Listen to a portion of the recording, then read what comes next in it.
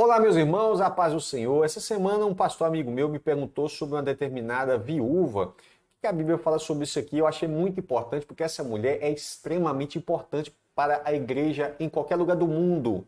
Essa mulher, ela vai ser uma bênção para a sua igreja e você precisa entender isso, principalmente você que é pastor que está me ouvindo.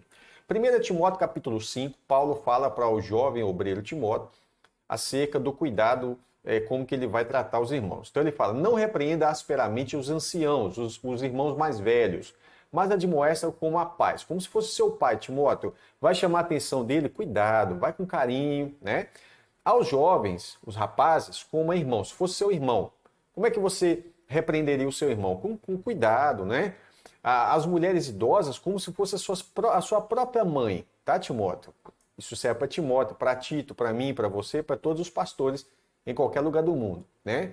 As moças como irmãs. Olha, ele falou os jovens, os moços, os rapazes como irmãos. As moças como irmãs, vírgula, em toda pureza. Ou seja, Timóteo, as suas irmãs, mas trate as moças da igreja com toda pureza, com todo respeito, com todo o distanciamento necessário, né? Tá, aqui começa a questão da viúva. Honra as viúvas. Essa palavra honra, eu estou lendo aqui na Almeida Revista e Corrigida, tá? Honra, essa palavra é muito importante. Não é simplesmente honrar no sentido de respeitar. Honra as viúvas que verdadeiramente são viúvas. O que é verdadeiramente viúvas? Aquelas que não tem ninguém por elas. Então, eu sei que hoje em dia vai ter... Depois eu falo do discurso de hoje em dia, tá? Mas vamos lá. Honra as viúvas que verdadeiramente são viúvas. Mas, se alguma viúva tiver filhos ou netos, tem uma família, né? Aprendam, esses filhos e netos, aprendam primeiro a exercer piedade para com sua própria família. Ou seja, dever dessa família de filhos e netos cristãos, evidentemente, né? A exercer piedade com a própria família e a recompensar seus pais, recompensar os seus pais. O que é isso? Lembra que fala assim, honra o seu pai e a sua mãe? Pois é, esse honrar é sustentar também. Tá? Não é simplesmente, eu respeito, eu dou ouvidos aos conselhos dos meus pais, eu visito de vez em quando, não. Você tem o dever de cuidar dos seus pais. Quantos crentes cristãos, né, passam a vida adulta inteirinha sem sequer dar uma assistência financeira para os seus pais, estando eles em necessidade? É sim um dever, tá? Se não é dever para o mundo, é dever para nós cristãos cuidar dos nossos pais, honrar os nossos pais, porque isso é bom e agradável diante de Deus. Como é agradável? Como uma oferta agradável ao Senhor, como está em Hebreus 13, por exemplo. É uma oferta essa comunicação financeira para com seus pais, tá bom? Ora, aqui é verdadeiramente viúva e desamparada, ou seja, ela não tem filhos, netos, ela perdeu o marido, ela não tem nada. Ela espera em Deus. E ela espera em Deus e Deus vai responder. Como que Deus vai responder? Cristo, cabeça, que é Cristo, é o cabeça da igreja. O cabeça está no céu. E ele direciona o seu corpo, que é a igreja aqui na terra, para responder essa viúva. Ela espera em Deus. E o que ela faz agora? Ela não tem filho para criar, não tem marido para ela cuidar, não tem... Simplesmente o objetivo, o propósito de vida dessa mulher é fazer o quê? Perseverar de noite e de dia em rogos e orações. Então ela vai ser agora uma espécie de intercessora, de uma pessoa que ora, né? Eu me lembro sempre de uma viúva muito especial que eu vou passar para a gente agora, quando eu leio isso aqui. Mas ela é uma senhora que não tem filhos, não tem netos, está viúva, não tem marido, evidentemente, está totalmente desamparada e financeiramente ela ficaria numa situação complicada. Hoje, aí sim eu vou chegar naquele ponto que eu havia falado a princípio, as pessoas vão dizer assim, a igreja não tem obrigação nenhuma com essa mulher, porque ela recebe aí do INSS, é aquela conversa toda. Mas a grande verdade é que, dependendo da situação que ela está pagando aluguel, ela está muitas vezes cheia de remédios caros para pagar, e a igreja simplesmente, ao invés de procurá-la e honrar essa viúva e saber se ela precisa de alguma coisa, simplesmente fala assim, e aí, já trouxe o dízimo desse mês? Tá entendendo? Tem uma questão importante na honra dessa viúva. Tá? E Deus vai honrar a igreja que honra essas viúvas. Vamos lá. Mas aqui, então vamos lá. Aqui é verdadeiramente viúva e desamparada, espera em Deus e perseverem noite e dia em rogos e orações. Ou seja, essa mulher vai se tornar aquelas irmãs do coque, sabe? Aquelas irmãs que ficam ali orando pela igreja, ora pelos irmãos, conselheira, é uma anciã de respeito na congregação. Essa mulher é muito importante, muito valorosa, tá? Mas a que vive, a viúva que vive em deleites, isso é, nos prazeres da carne, sexuais, etc e tal, vivendo, está morta. Espiritualmente ela está morta, tá? Manda, pois, essas coisas para que elas sejam irrepreensíveis. E aqui tem um critério muito interessante, ser irrepreensível. Porque essa é uma das exigências para o próprio bispo da igreja. Ela não vai ser uma bispa da igreja, evidentemente, mas ela vai ser uma mulher de grande estima na igreja, principalmente para educar as demais irmãs, né? Quando Paulo vai falar para Tito que as mulheres mais velhas ensinem as mulheres mais novas a amarem os seus maridos, a amarem os seus filhos, a serem boas donas de casa, a serem moderadas. Então essas mulheres têm uma função importantíssima para com as demais mulheres na igreja e, de um modo geral, ela é uma mulher que deve ser honrada pela congregação. Vamos lá. Mas se alguém não tem cuidado dos seus, e principalmente dos da sua família, negou a fé e é pior do que o infiel. Esse texto está dentro desse contexto, tá? Qual é o contexto? É aquele contexto que fala que dos filhos cuidar lá, os filhos e netos exercer piedade para com a sua própria família. Quantos crentes não exercem piedade para com seus pais, eles não cuidam dos seus pais, e aqui está o texto, se você não tem cuidado dos seus, principalmente dos da sua família, negou a fé e é pior do que o infiel. A situação está feia, né?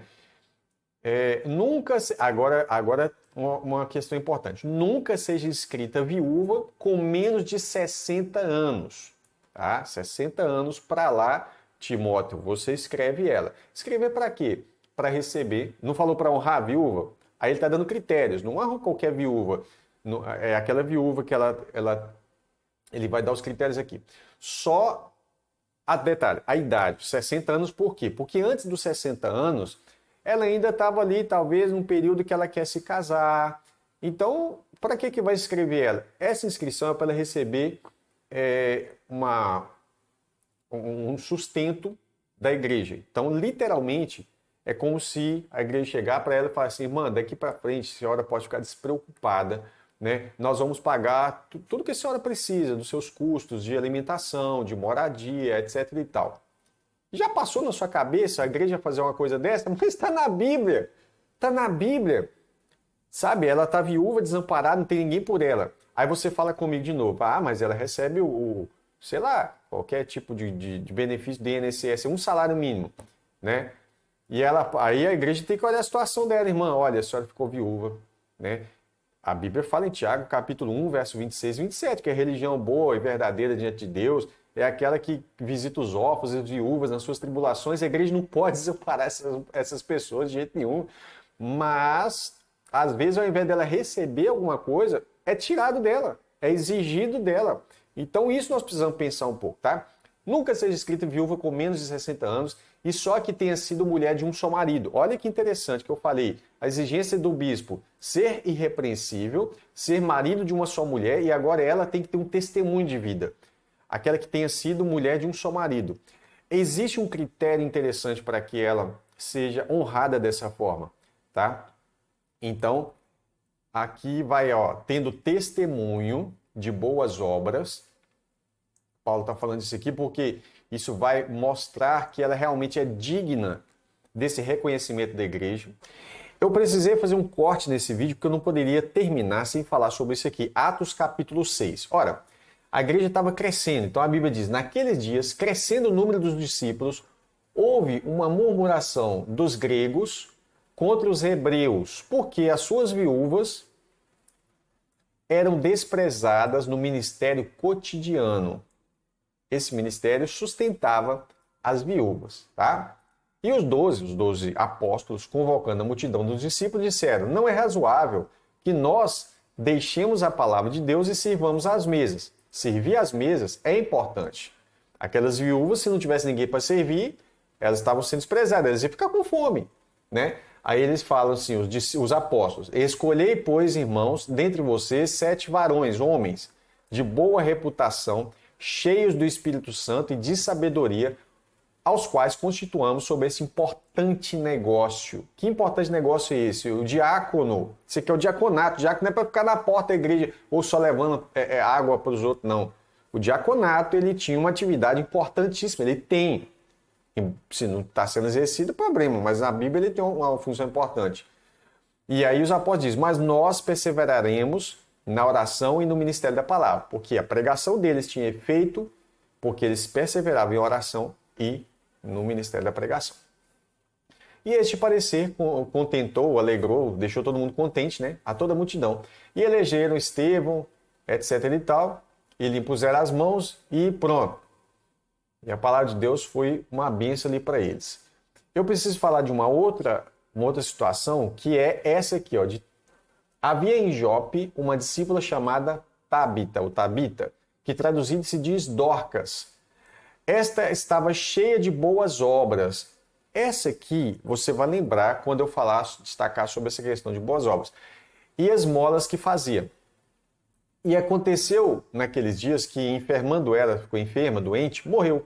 E tendo-a lavado, a depositaram num quarto alto. E como Lida era perto de Jope, ouvindo os discípulos que Pedro estava ali, em Lida, lhe mandaram 2 varões, rogando-lhe que não se demorasse a vir ter com eles. E levantando-se Pedro foi com eles. Quando chegou, levaram ao quarto alto e todas as viúvas o rodearam, chorando e mostrando as túnicas e vestes que Dorcas fizera quando estava com elas. Dorcas atendeu a um princípio bíblico de cuidar das viúvas, né? E aí, o que vai acontecer? Essa mulher vai se ressuscitar. Pedro, fazendo-a sair todas, pôs de joelho e orou, e voltando-se para o corpo, disse, Tabita, levante-se. E ela abriu os olhos, e vendo a Pedro, se sentou. E ele, dando-lhe a mão, a levantou, e chamando os santos e as viúvas, levantou-lhe viva. Então, esse evento aqui é importante, mas o que eu queria chamar a atenção é que essas viúvas todas chamaram Pedro, mostrou, olha como ela cuidava de nós, fazia as vestes para nós, né?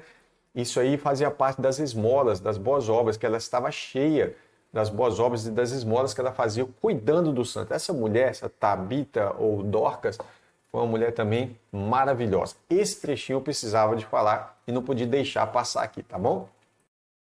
Então ela tem o testemunho de boas obras. Quais são as boas obras? Se ela criou os filhos. O que é criar os filhos? É educar esses filhos no caminho do Senhor. Como é que foi a criação dela com os seus filhos? Se ela exercitou a hospitalidade, se ela recebeu outras pessoas, né, a serviço do reino de Deus, se ela recebia com prazer na sua casa, ou se ela ficava emburrada lá no quarto porque ela não queria receber ninguém, né? Se ela lavou os pés aos santos, se ela serviu, né, se socorreu os aflitos, porque agora ela está sendo socorrida, mas ela plantou, é isso que ele está colocando nos critérios. Se praticou toda boa obra, de novo, conclui aqui. Então, o testemunho de boas obras dela é esse.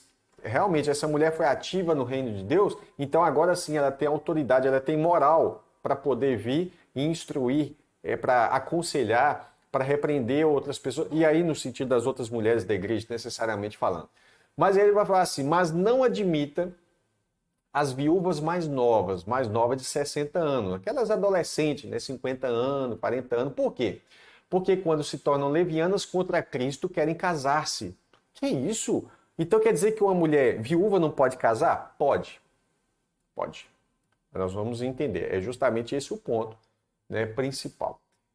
Se ela está debaixo desse sustento, desse sustento vitalício por parte da igreja, é como se ela tivesse feito literalmente um voto de castidade. Dali para frente ela não pode mais se casar, porque no casamento o marido é o provedor. Estou falando de princípio bíblico, tá? Esquece sociedade aí. Mas hoje é diferente. Mas é o reino de Deus, as coisas não mudam assim, não. Então, princípio bíblico, o marido é o cabeça da casa e o marido é o que é o responsável pelo sustento. Isso é a regra. Há exceções? Mas essa é a regra. E aí, ela não tendo marido, Cristo assume a responsabilidade do sustento dela. E como ele faz isso? Por meio do seu corpo, por meio da igreja, ok? Então ela fez uma aliança, ela fez um voto. E esse voto é de servir ao Senhor pelo resto da sua vida.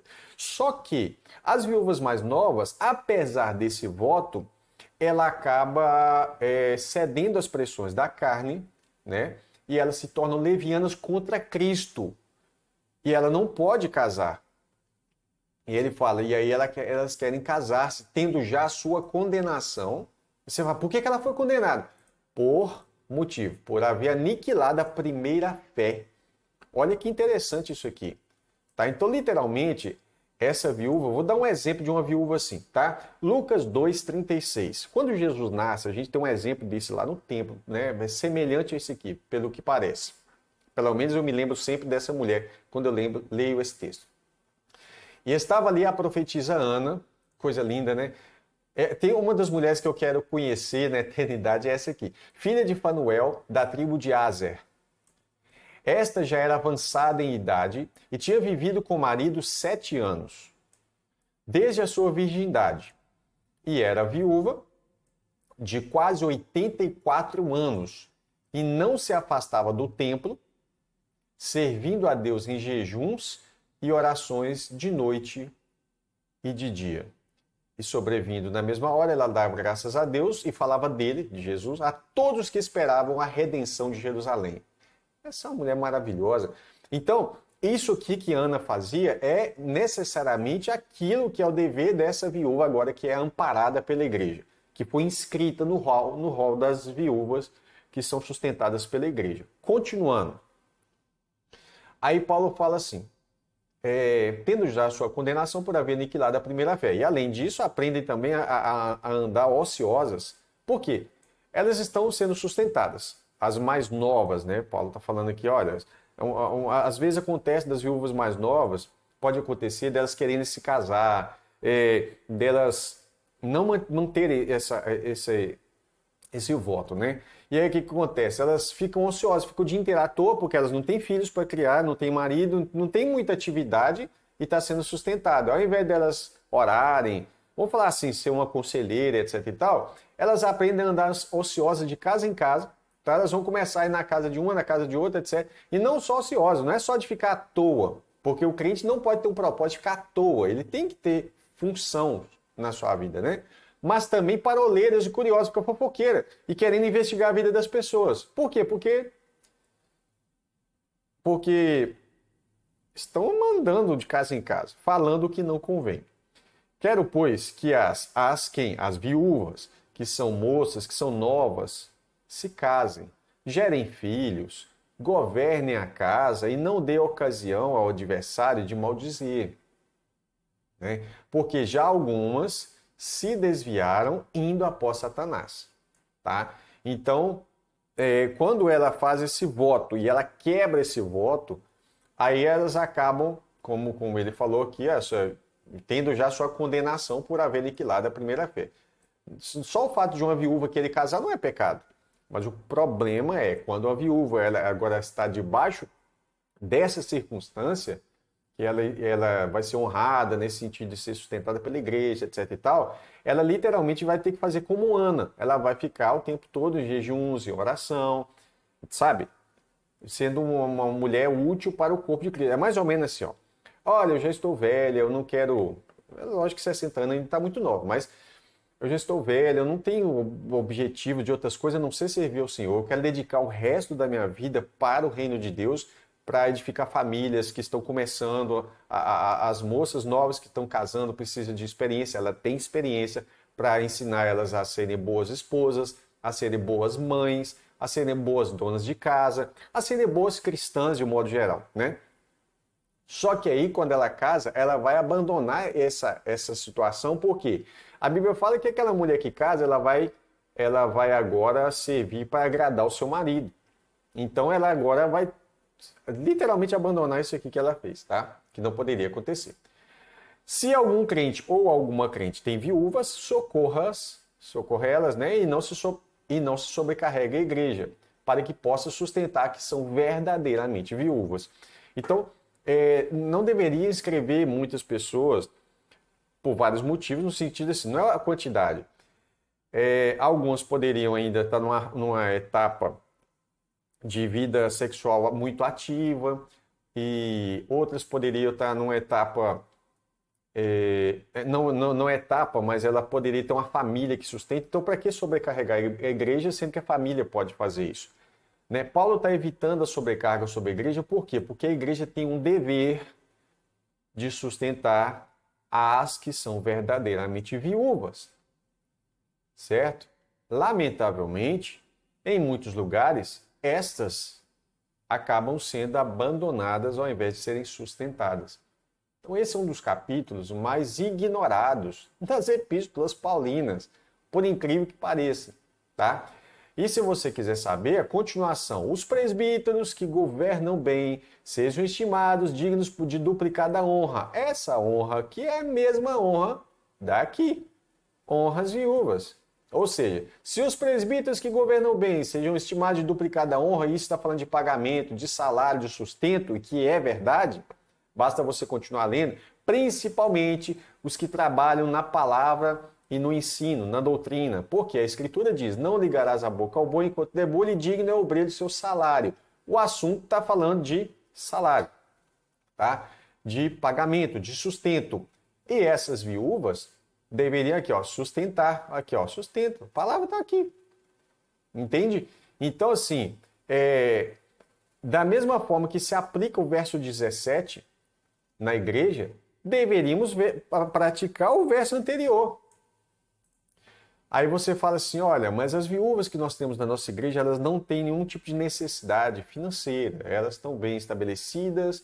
Mesmo aquelas viúvas que não têm filhos, não têm netos, etc. e tal, elas estão muito bem estabelecidas, mas elas têm necessidades emocionais, sabe? Da igreja ter ali um trabalho na sua casa. Aí você fala, mas ela consegue andar, ela está saudável, sabe? Esse tipo de percepção de que ela pode se virar, ela pode fazer sozinha.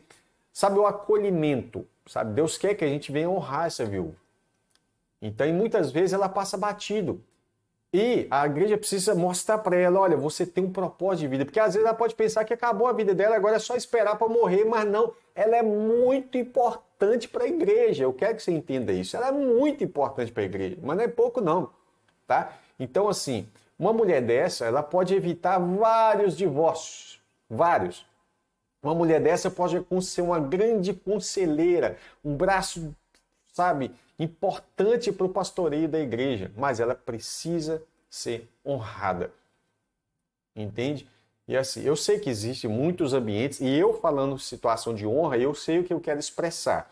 Eu sei que tem ambientes onde só fala de honra, honra, honra e aquela coisa toda, sabe? Onde alguns obreiros se tornam literalmente ditadores. Não é disso que eu estou falando. Estou falando de uma coisa voluntária. A igreja precisa olhar para essa mulher com carinho, com amor. Eu vou ler aqui um texto aqui, Tiago 1:26. Vamos lá. Olha lá. Se alguém entre vocês cuida ser religioso não é pecado. A Bíblia fala da boa religião, tá? Eu sei que fulano é religioso. A Bíblia não condena ser religioso, ela condena ser hipócrita, é completamente diferente, tá? Aí tem uns que falam assim, eu não estou pregando religião. Então você está pregando o quê? A Bíblia fala, se alguém cuida ser religioso e não refreia sua língua, antes engana o seu coração. E a religião desse é vã. A religião desse, não quer dizer que toda religião é em vã. Percebe? A religião pura e imaculada para com Deus o Pai é esta: visitar os órfãos e as viúvas nas suas tribulações. E, uma coisa que a maioria das pessoas esquece, manter a santidade, guardar-se da corrupção do mundo, guardar-se do pecado, tá? Então, órfãos e viúvas, se você pegar na Bíblia, pesquisa isso, se você tiver uma Bíblia digital, pesquisa a palavra órfão e pesquisa a palavra viúva. Deus se coloca como juiz de órfãos e viúvas. Você acha que ele não vai julgar a igreja que está abandonando os órfãos e viúvas? Agora, você que é obreiro, você que é pastor que está me ouvindo, saiba que Deus tem uma bênção para a igreja que honra as viúvas, verdadeiramente viúvas. Lógico, pode ter um outro caso, uma outra situação de um viúvo também, né? Porque a gente está falando aqui porque na época da sociedade lá, essa viúva não arrumaria emprego nem nada, ela está totalmente à mercê da miséria. Não é porque hoje talvez ela possa ter alguma coisinha que não significa que ela não tenha suas aflições. Por isso, a religião boa e verdadeira diante de Deus o Pai é essa: visitar os órfãos E as viúvas nas suas tribulações, nas suas angústias, nas suas aflições. Você já fez visita? Vai lá visitar. Às vezes ela vai falar para você assim, olha, eu tô tão triste, porque eu passo aqui o dia inteiro sozinha. Ela não tem propósito de vida. Isso vai dar ansiedade, em qualquer um dá. Então a igreja tem que mostrar para ela, olha, você tem um propósito importante, você não é solitária.